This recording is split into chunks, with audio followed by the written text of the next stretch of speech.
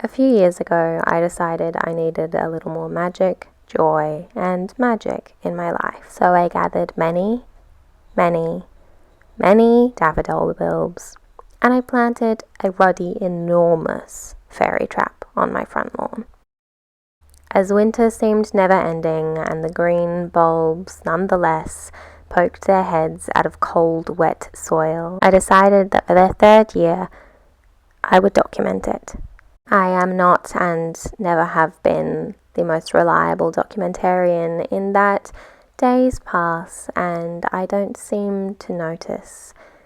But every day that I did film the growth of this magical fairy trap that I danced in as if I was just begging Titania to notice me and take me away, well, there was a definite excess of joy and magic in my life. Especially when my puppy came out and screamed at me for being so ludicrously stupid as to dance in a fairy trap, at least without her by my side. I don't know when winter first became difficult for me, but for years and years of my life it has been a trial to get through every single one. Every year, no matter the season, no matter the weather, I long for spring. And in winter, it just seems so far away.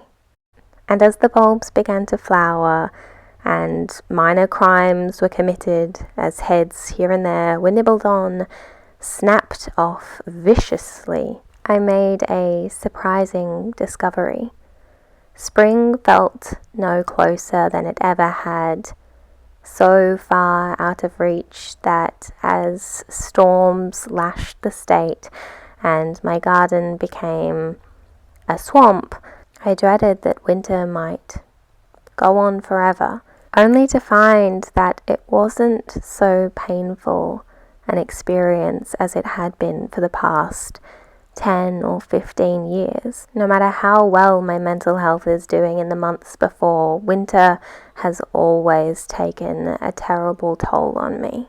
But this year I felt an unfamiliar sense of hope and even joy as I continued to measure the growth of these flowers day by day, or sometimes day.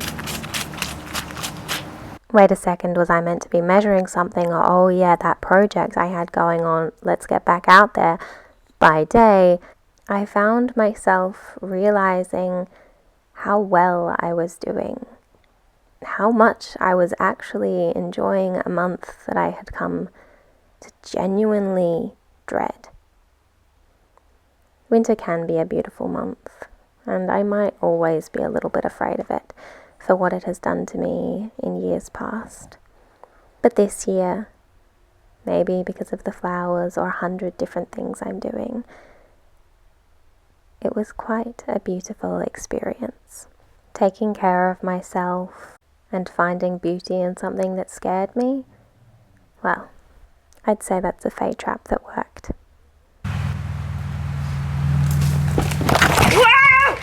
But also, Titania, call me because I would not say no.